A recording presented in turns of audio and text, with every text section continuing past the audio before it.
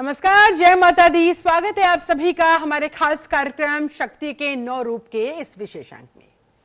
आज नवरात्र के छठे दिन की भक्ति और महिमा लेकर एक बार फिर से हम आए हैं आपके सामने। ये दिन यानी कि छठा दिन माँ दुर्गा के छठे स्वरूप माँ कात्यायनी को समर्पित है। माँ कात्यायनी को युद्ध और विजय की देवी कहा जाता है। माँ कात्यायनी असुरों के संहार के लिए जानी जाती है। माँ कात्यायनी की उपासना से शत्रुओं का नाश होता है, साहस, पराक्रम और धर्म की रक्षा होती है। माँ कात्यायनी के पीछे उनके महत्व को जानेंगे, क्या कुछ कथा उनसे जुड़ी हुई है इस बारे में भी जानेंगे। हमारे साथ इस समय मौजूद है हमारे अपने ग्रह नक्षत्रों के गुरु पंडित मृगेंद्र चौधरी जी। पंडित जी बहुत बहुत प्रणाम, बहुत बहुत स्वागत है आपका। पंडित जी, सबसे पहले यही जानेंगे कि आखिर माँ कात्यायनी का पराक्रम कितना है, उनके से जुड़ी हुई कथा क्या कहती है और क्यों माँ कात्यायनी को पराक्रमी माता कहा जाता है, साहस की माता कहा जाता है। देखिए, महिषासुर का वध माता आदिशक्ति ने 3 बार किया है। ठीक है, रंभाकल्प में जो है उग्रचंडा रूप में किया था, तो इसमें 18 भुजाओं वाली जो है माता ने, उनका उग्रचंडा ने वध किया था। बहुत भयंकर रूप में थी तो वो डर गया था।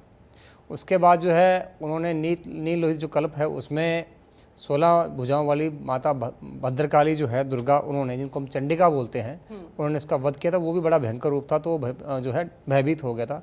तीसरे कल्प में जो है महिषासुर ने तपस्या के द्वारा वरदान प्राप्त किया कि माता इस जन्म में जो है उसका एक सुंदर रूप में वध करें।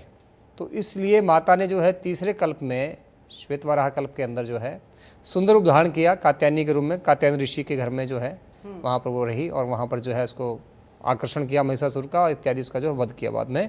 तो ये सुंदरों में किया वहाँ पर जब वध किया समय, तो इनको महिषमर्दिनी भी कहा जाता है। तो पहले जो है महिषासुर का जो वध हुआ तो माता ने एकदम से प्रकट रूप लेकर उसका वध किया था। परंतु इस कल्प के अंदर जो है जब महिषासुर इतना बलशाली हो गया कि उन्होंने जो है शिव जी और विष्णु और ब्रह्मा जी को जो है परास्त कर दिया, वो भी इसको जो है हरा नहीं पा रहे थे। तब जो है सभी देवताओं, मतलब परास्त तो नहीं किया उनको, ये उनसे जो है लड़ना नहीं चाह रहे थे, क्योंकि उनको वरदान था कि कोई भी पुरुष जो है उनका वध नहीं कर सकता। तो जब देवता विष्णु जी के पास गए तो विष्णु जी ने सुझाव दिया कि सभी देवताओं के तेज से जो है देवी का निर्माण होगा, वो इनका वध करेंगी। तो सभी देवताओं का जो तेज से इनका निर्माण हुआ, जैसे शिव जी के तेज से हुआ और विष्णु जी के, ब्रह्मा जी के, इंद्र इत्यादि जितने भी देवता थे, वरुण इत्यादि, सूर्य, सबका तेज निकला। यानी उनके अंदर जो शक्ति है देवी की, ये हमें बताता है कि जितने पुरुष देवता हैं उनके अंदर जो शक्ति है ना, वो स्त्री देवता की है। जैसे इंद्र में इंद्राणी की है, विष्णु जी में लक्ष्मी जी की है, शंकर जी में पार्वती जी की है।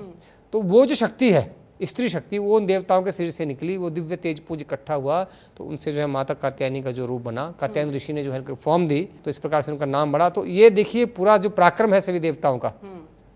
अब तेज के साथ साथ सभी देवताओं ने अपने जो है अस्त्र शस्त्र उनको दिए। शिव जी ने त्रिशूल दिया, ब्रह्मा जी ने कमंडल दिया, विष्णु जी ने चक्र दिया, इंद्र ने वज्र दिया।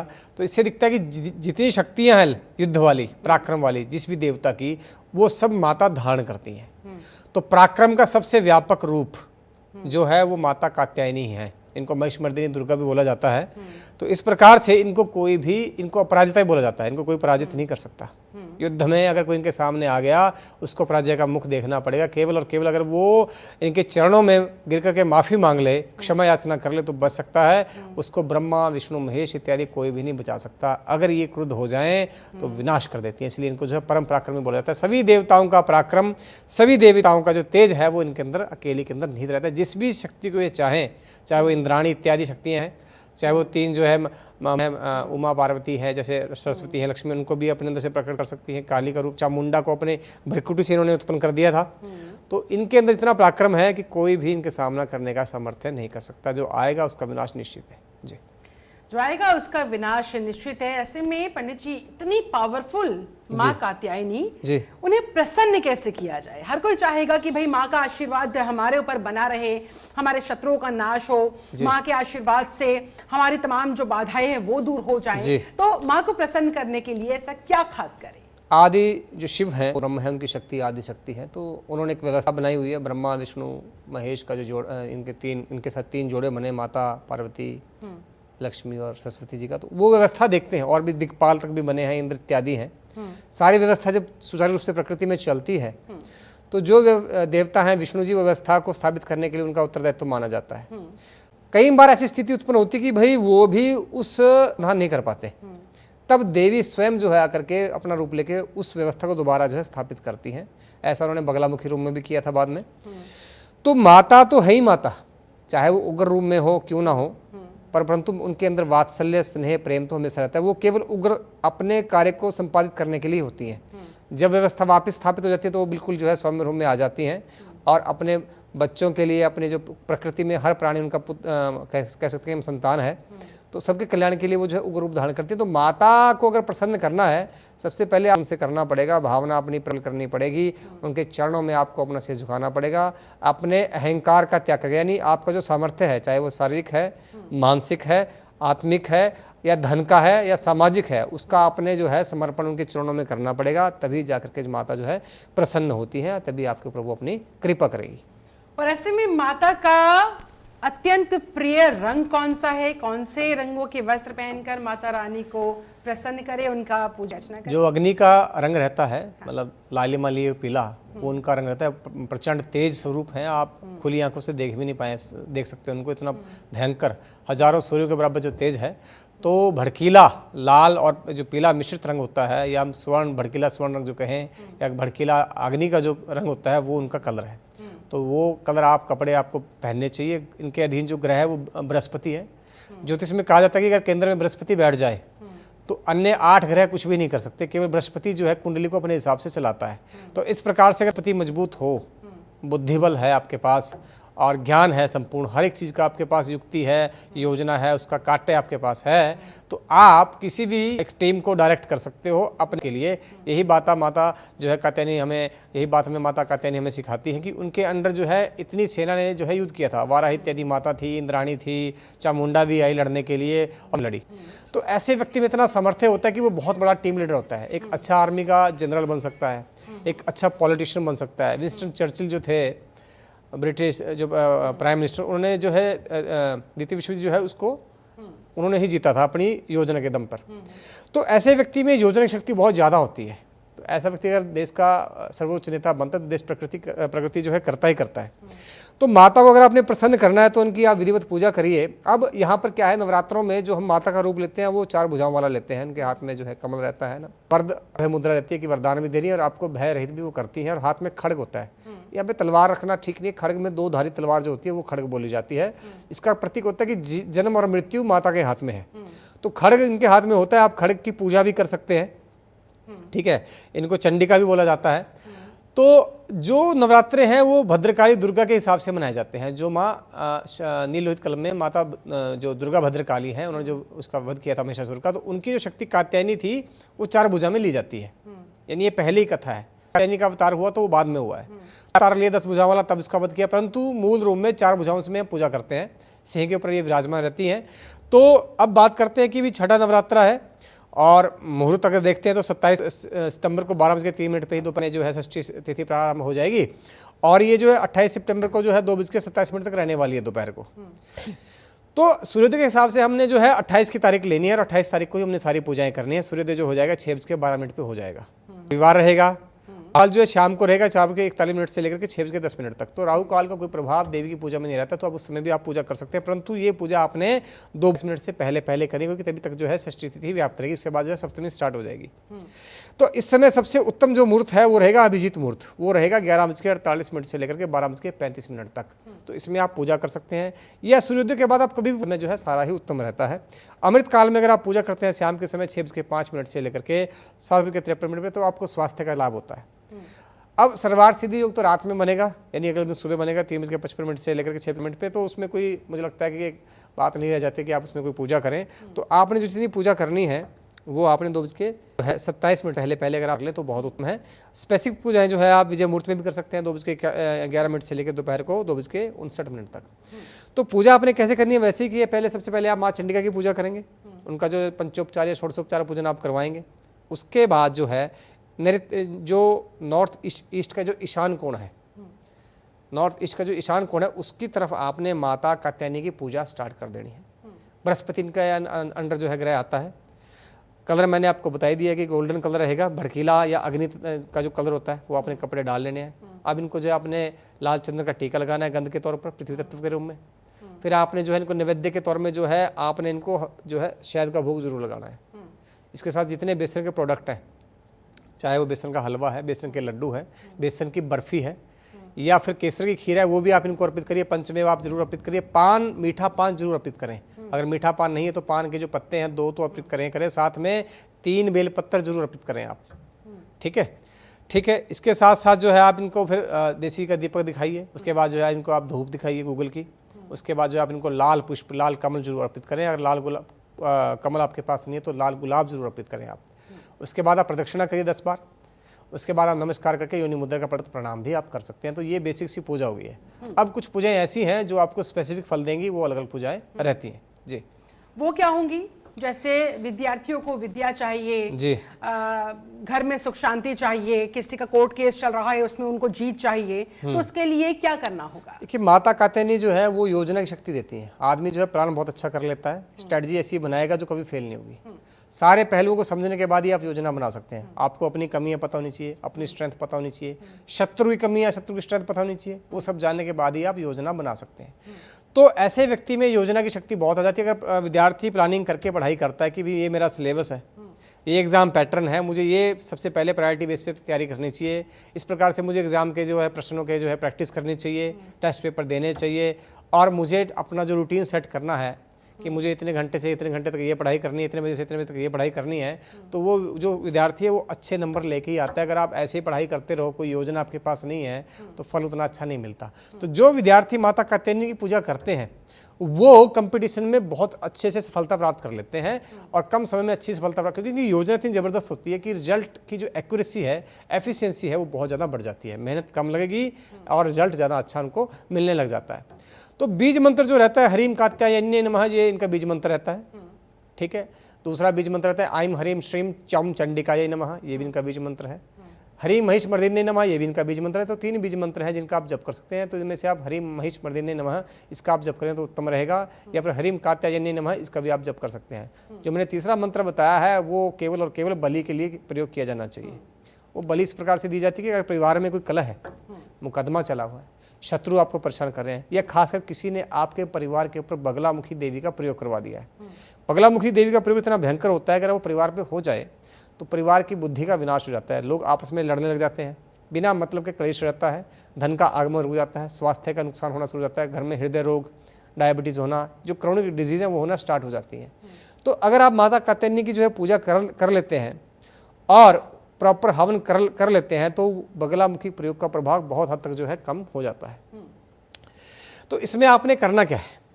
सबसे पहले तो आपने ईशान कोण की तरफ चौकोर जो है कुंड बना करके उसमें आपने अग्नि जो प्रज्वलित कर लेनी है, और आम की लकड़ी का आपने प्रयोग करना है। फिर आपने सामग्री के अंदर हल्दी के टुकड़े काट करके चूरा बना लेना है, और उसको जो गांठ वाली हल्दी होती है उसको टुकड़े काट करके मिक्स कर लेना है। साथ में बिलपत्र आपने लेने हैं, उस पर पीला चंदन लगा करके उसके भी टुकड़े कर करके आपने मिक्स कर लेने हैं। तो हरीम कात्यायनी नमः, इस बीज मंत्र का आपने पहले 1008 बार जप करना है। उसके बाद आपने इसी मंत्र से 108 आहुतियाँ, अगर आपके परिवार के सदस्य ज़्यादा हैं तो सभी 108 जो है डाल सकते हैं।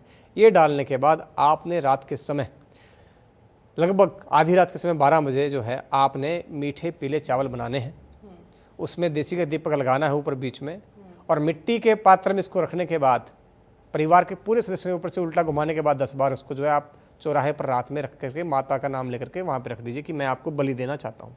तो आइम हरीम श्रीम चम चंडिकाय नमः, ये मंत्र बोलते बोलना कि माता बलि ग्रहण करें, आप कर दीजिए। तुरंत बगलामुखी का प्रभाव जो है वो शांत हो जाएगा, और आपके परिवार में जो है समृद्धि, सुख और जो है स्वास्थ्य की वृद्धि होगी, व्यापार में उन्नति आपको मिलने लग जाएगी। यही प्रयोग आप अगर मान लो किसी कोर्ट केस के लिए करना चाहें तो वो भी आप कर सकते हैं। इस दिन किया गया ये प्रयोग निश्चित तौर पर बहुत ही अच्छे लाभ देता है। अच्छा पंडित जी, आपने बताया कि माँ कात्यायनी इतनी पावरफुल हैं, तो उनके लिए किन किन खास बातों का ध्यान रखा जाना चाहिए, कौन सा शुभ मुहूर्त है, आपने सब बताया। लेकिन माता रानी नाराज ना हो, हमारी पूजा में कहीं कोई त्रुटि ना रहने पाए, ऐसे में हमें अब आप ये बताइए कि क्या बिल्कुल नहीं करना चाहिए? देखिए, माता का बहुत उग्र रूप है, ठीक है ना, क्योंकि हुंकार से ही तो आधे राक्षस जो खत्म हो गए थे। इन्होंने जब हुंकार मारी थी तो कई जो है भस्म हो गए थे। तो बहुत उग्र रूप है, तो आपने बिल्कुल भी जो है अहंकार का तो त्याग कर देना है। किसी को अपशब्द नहीं बोलना है, मन में पवित्र विचार रखने हैं, और आपने बोला कि माता मेरे शत्रु मेरे से शत्रुता छोड़ करके जो है अपने अपने जो है काम में जो है मशगूल हो जाएं, अलग हो जाएं, अपने अपने काम में जो है वो बिजी हो जाएं, ताकि वो आपसे शत्रुता ही त्याग दें। वो मित्र तो बने ना बने, परंतु शत्रुता का त्याग जरूर कर दें। अगर आप ये भावना करेंगे तो ऐसा होता है कि आपका शत्रु आपका पीछे छोड़ देता है, वो अपने जीवन में व्यस्त हो जाता है। इसके साथ साथ आपने ब्रह्मचर्य का पालन जरूर करना है, ठीक है। इसके साथ साथ आपने जो सात्विक चीज़ों का प्रयोग करना है, लहसुन, प्याज, मदिरा इत्यादि का बिल्कुल भी सेवन नहीं करना है। स्नान जरूर करना है। अगर आप थोड़ा हेल्थ ख़राब है तो आप गर्म पानी में स्नान कर सकते हैं, या फिर गर्म पानी का पोछा जो है आप थोड़ा सा शरीर को पोंछ सकते हैं उसके साथ, तौल इत्यादि के साथ। इसके साथ साथ आपने कलह बिल्कुल नहीं करना, और कोशिश करना कि भी आप पूरा दिन जो है जोत के ऊपर बैठ करके माता के बीज मंत्र का आप जप करें। अगर आप ऐसा कर लेते हैं तो 1.25 लाख जो जप का अनुष्ठान होता है उसके बराबर आपको एक दिन में ही फल प्राप्त हो जाएगा। तो बहुत अच्छे रिजल्ट इनके मिलते हैं। थोड़ी सी उग्रता में रहती है तो आपने जो है अहंकार का त्याग करते हुए, बिल्कुल क्रोध का त्याग करते हुए सौम्य मन से, शांत मन से जो है इनकी उपासना करनी है। माता स्वयं जो है आपके कष्ट हर लेगी। किसी का अहित करने के लिए आप पूजा ध्यान मत करें, उससे आपका हित होगा। इसमें आपने ध्यान रखना है। आपने अपना भला देखना है, दूसरे का अहित करने का बिल्कुल भी नहीं सोचना है। जाहिर तौर पर ऐसे में माता रानी फिर अपना आशीर्वाद आप लोगों पर जरूर बनाएंगी जी। हम एक बार फिर से मैं भोग के बारे में जानना चाहूंगी। माता रानी को वैसे तो बहुत सारी चीजें प्रिय है, लेकिन सबसे फेवरेट उनका भोग के तौर पर क्या माना जाता है? देखिए, बृहस्पति ग्रह का शासन होने की वजह से आज्ञा चक्र जो है हमारा नीचे शासित रहता है। तो ये अगर भ्रकुटी आदमी खुल जाए तो आदमी को अंतर्ज्ञान इतना ज़्यादा हो जाता है कि वो हर समस्या का समाधान स्वयं ही खोज लेता है। प्लानिंग की पावर बहुत बढ़ जाती है। तीसरा नेत्र जिसको बोलते हैं, व्यक्ति को खुल जाता है।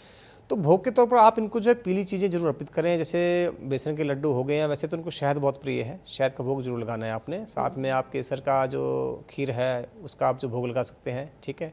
आप जो है इसमें हम कह सकते हैं कि बेसन का हलवा हो गया, बेसन की जो बर्फ़ी होगी, बेसन के लड्डू हो गए, ये सब आप भोग के तौर पर इनको दे सकते हैं। इससे बहुत प्रसन्न रहती है। आप पंचमेवा जरूर अर्पित करिए, पान का मीठा पान जरूर अर्पित करिए, ठीक है। बिल्व पत्र का अर्पण जरूर करिए जी।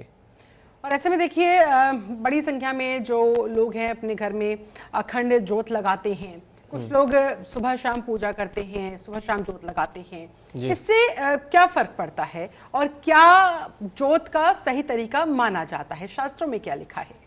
देखिए, जो जोत है वो अग्नि का प्रतीक मानी जाती है। तो देवी जो है प्रकट रूप में 2 रूप से प्रकट होती हैं। और प्रकट रूप में तो वैसी विद्युत हैं जो किसी को दिखती नहीं, क्योंकि विद्युत आप देख नहीं सकते। वो जो है चार्ज के रूप में, इलेक्ट्रॉन्स प्रोटॉन के ऊपर जो चार्ज के ऊपर में रहती है हर तत्व के अंदर। तो घर्षण जब होता है तो वो उत्पन्न होती है। पुराने ज़माने में घर्षण से जो है, आज के समय माचिस जो है घर्षण करती है तो आप आग लग जाती है, आपको पता ही है। तो अप्रकट अग्नि प्रकट हो जाती है घर्षण से। इसी प्रकार से विद्युत भी प्रकट है, पर विद्युत को आप कंट्रोल नहीं कर सकते ऐसे नंगे हाथों से। तो माता की अग्नि रूप में स्थापना करना उचित रहता है।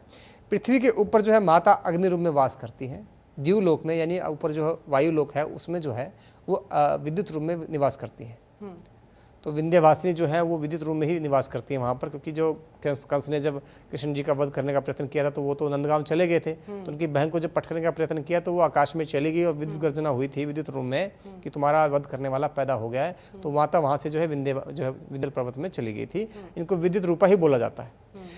तो आप अगर अग्नि रूप में माता का जो स्थापना करते हैं तो उससे आपको बहुत लाभ मिलता है। आपके जहाँ आपकी बाउंड्री है घर की, उस उतने एरिया के अंदर कोई भी नकारात्मकता अगर होगी, चाहे किसी ने किसी देवता का प्रयोग किया हो, कोई तंत्र मंत्र यंत्र बाधा हो, कोई प्रेत का वास हो, कोई नेगेटिविटी हो, बुरी नज़र हो, टोना टोटका हो, वो तुरंत समाप्त हो जाता है। उतने एरिया में बिल्कुल नहीं घुस पाएगा, उसका जो विनाश कर देंगी। आग्नेयास्त्र के बारे में अगर आपने सुना, वो इतना भयंकर होता था कि जिस एरिया में वो गिरता था वहाँ पर बिल्कुल ही वनस्पति तक का विनाश वो कर देता था। तो अगर आप अग्नि की स्थापना कर लेते हैं घर में जोत की, उसको बुझने बिल्कुल ना दें। और घर के अग्नि कोण में साउथ ईस्ट डायरेक्शन में आप जोत को स्थापित करें, लाल कपड़ा बिछा करके। देसी घी का आपने प्रयोग करना है। सरसों के तेल का, तिल के तेल का, किसी और तेल का आपने प्रयोग बिल्कुल नहीं करना। अगर देसी गाय का मिल जाए तो अति उत्तम है। अगर गाय का नहीं है तो भैंस का प्रयोग कर सकते हैं, परंतु करना आपने देसी घी का ही प्रयोग है। और उसकी जो बत्ती है वो लाल होनी चाहिए। मौली की बत्ती का आप प्रयोग कर सकते हैं। बत्ती डेली शाम को आप चेंज कर भी कर सकते हैं इसको, या बढ़ा भी सकते हैं, डिपेंड करता है। पर जोत बुझनी नहीं चाहिए किसी भी कंडीशन में। आप ऐसे स्थान पर रखिए कि यहाँ पे हवा ना लगे, और उसको गंदे हाथों से आपने टच नहीं करना, क्योंकि वो देवी का ही रूप माना जाता है। मूर्ति से अधिक शक्ति जो जोत में रहती है अगर वो प्रॉपर तरीके से स्थापित की जाए। तो अग्नि कोण में जो है आपने षटकोण बना करके उसके ऊपर जोत को स्थापित कर लेना है। और उसको जो है निरंतर आपने ध्यान रखना है कि वो बिल्कुल ना मुझे ढक के रखना है। इसके साथ साथ आपने ब्रह्मचर्य का पालन तो जरूर करना है। इतने टाइम घर में जोत रहे आपके, लहसुन प्याज का प्रयोग बिल्कुल नहीं करना है। जो आपकी तामसिक या राजसिक भोजन है उसका प्रयोग बिल्कुल आपने नहीं करना है। आपने सात्विक भोजन का ही प्रयोग करना है। तो ये कुछ ऐसे नियम है जिसका आपने ध्यान रखना है। कोई हर व्यक्ति उसको ना छुए, जो छूना चाहता है वो नहा करके ही, स्नान करने के बाद ही जोत की जो बत्ती बदले या उसमें घी वगैरह डाले, जो है झूठे हाथों से या पवित्र हाथों से उसको बिल्कुल आपने टच नहीं करना है। ठीक है, सात्विक भोजन का तो इस्तेमाल करना है, लेकिन देखिए कुछ लोग उपवास के दौरान पंडित जी फलाहार खाते हैं और कुछ लोग कुट्टू के आटे के साथ भी सेंधा नमक का इस्तेमाल करते हुए खाना खा लेते हैं। तो क्या सेंधा नमक का इस्तेमाल किया जा सकता है, वो व्रत में अलाउड होता है? देखिए ऐसा है कि भी जो लवण है वो दुर्गा का रूप माना जाता है। समुद्र का जो नमक है, समुद्र में जो नमक का जो एक रोल है बहुत ज़बरदस्त रहता है। समुद्र का जितना भी इकोसिस्टम है, चाहे वो तापमान है या उसका दबाव है, इसका घनत्व यानी डेंसिटी है, वो नमक ही जो है उसको कंट्रोल करता है। तो इस प्रकार से लवण दुर्गा नाम का एक जो मंत्र भी होता है, उनका एक रूप है माता का, तो वो कंट्रोल करता है। तो इस प्रकार से समुद्री नमक का प्रयोग करना इसमें वर्जित माना जाता है। अच्छा। सेंधा नमक का संबंध जो है दुर्गा से नहीं रहता, तो आप उसका प्रयोग कर सकते हैं। उसका संबंध जो है चंद्रमा से रहता है, तो आप सेंधा नमक का प्रयोग कर सकते हैं, परंतु फिर भी उसको भी कम मात्रा में आप करें तो अच्छा है, क्योंकि ज़्यादा करना ठीक ही नहीं रहता किसी भी लिहाज से देखा जाए। तो कम प्रयोग करिए, परंतु समुद्री नमक का तो बिल्कुल भी प्रयोग आपने नहीं करना है। बहुत बहुत शुक्रिया आपका पंडित जी, आपने इन तमाम सवालों के जवाब दिए। बहुत बहुत धन्यवाद, बहुत बहुत शुक्रिया। तो आज आपने जाना मां कात्यायनी का स्वरूप, उनकी पूजा विधि और उनकी महिमा के बारे में। नवरात्र का ये छठा दिन मां कात्यायनी की उपासना के लिए सबसे श्रेष्ठ माना गया है। कल हम फिर होंगे हाजिर, आपके सामने लेकर आएंगे अगली माता यानी कि मां कालरात्रि की कथा और उनकी अद्भुत महिमा। तब तक के लिए जय माता दी, नमस्कार।